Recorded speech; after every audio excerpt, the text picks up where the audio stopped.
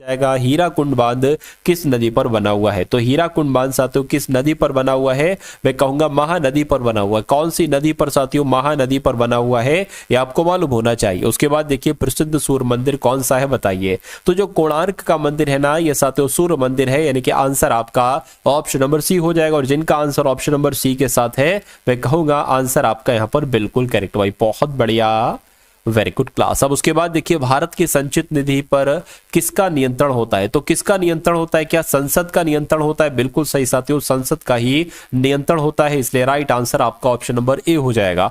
उसके बाद देखिए राज्यसभा को निम्न में से किसी विषय में लोकसभा के समान अधिकार प्राप्त नहीं है। तो मैं कहूंगा साथियों वित्त विधेयक के, ठीक है ना, देखिए राज्यसभा को किस विषय में, तो मैं कहूंगा वित्त विधेयक के संबंध में लोकसभा के समान अधिकार प्राप्त नहीं है। बाकी इसमें भी, इसमें भी, इसमें भी है। उसके बाद देखिए कह रहे पंचायत राज प्रणाली में सर्वोच्च स्तर पर कौन सी संस्था होती है। तो कौन सी संस्था होती है साथियों, जिला परिषद होती है। जो पंचायती राज प्रणाली है ना, इसमें सबसे ऊंचे स्तर पर कौन सी संस्था होती है, तो जिला परिषद होती है।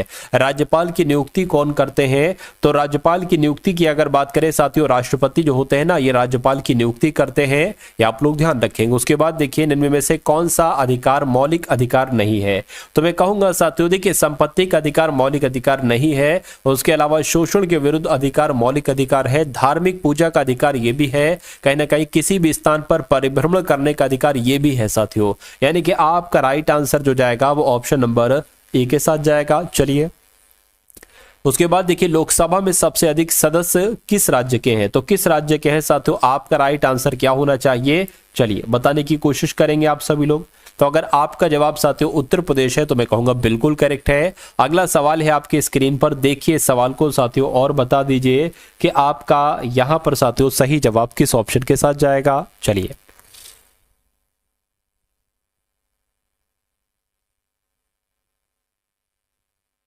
तो लिखा है राज्यपाल की, जब हम बात करते हैं कि राज्यपाल पूर्ण रूप से किसके प्रति उत्तरदायी होता है। तो राज्यपाल जो होते हैं ना, ये राष्ट्रपति के प्रति उत्तरदायी होते हैं, ये आपको मालूम होना चाहिए। उसके बाद देखिए अगला सवाल है पंचायती राज व्यवस्था का सबसे निम्न स्तर कौन सा होता है। तो पंचायती राज व्यवस्था का सबसे निम्न स्तर ग्राम सभा एवं ग्राम पंचायत होती है, ये आप लोग ध्यान रखेंगे। अगला देखिए उत्तरांचल यानी कि उत्तराखंड राज्य का गठन कब किया गया था। तो इसका साथियों गठन 9 नवंबर 2000 को किया गया था। कब किया गया था साथियों, 9 नवंबर 2000 को उत्तराखंड का गठन किया गया था। उत्तरांचल इसका पुराना नाम है। उसके बाद देख सकते हैं साथियों नेक्स्ट नंबर का सवाल है आपके स्क्रीन पर, कहने के यहां पर कैल्शियम तथा मैग्नीशियम के विलय लवणों से मिले जल को क्या कहा जाता है। तो क्या कहा जाता है साथियों, कठोर जल कहा जाता है, आपको मालूम होना चाहिए। उसके बाद देखिए एचपी दर्शाता है। तो जो एचपी होता है ना, ये हॉर्स पावर को दर्शाता है। सही जवाब आपका बी के साथ जाएगा।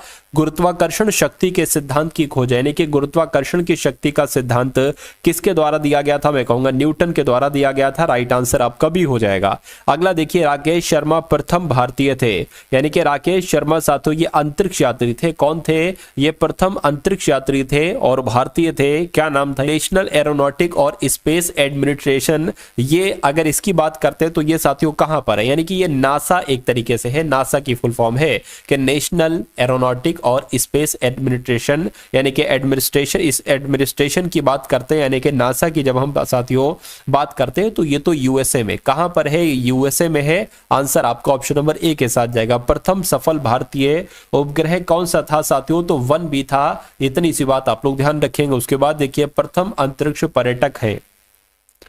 तो प्रथम अंतरिक्ष पर्यटक साथियों किसकी बात चल रही है, डेनिस टीटो की बात चल रही है। ये आपका बिल्कुल करेक्ट आंसर हो जाएगा। भारतीय उपग्रह का रिमोट सेंटर स्थापित की अगर बात करते हैं ना साथियों, तो ये बेंगलोर के द्वारा किया गया है। आंसर आपका जाएगा ऑप्शन नंबर बी के साथ। उसके बाद देखिए कीमोथेरेपी की जब हम बात करते हैं तो इसके बारे में साथियों यहां पर बताने की कोशिश करेंगे। आप सभी लोग बताइए।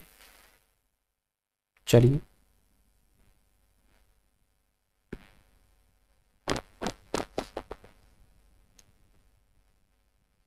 तो अगर आपका जवाब साथियों देखिए कीमोथेरेपी किससे संबंधित हो, तो मैं कहूंगा कैंसर से संबंधित है। इस क्वेश्चन का आंसर कौन सा सही होगा कमेंट बॉक्स में जरूर बताएं।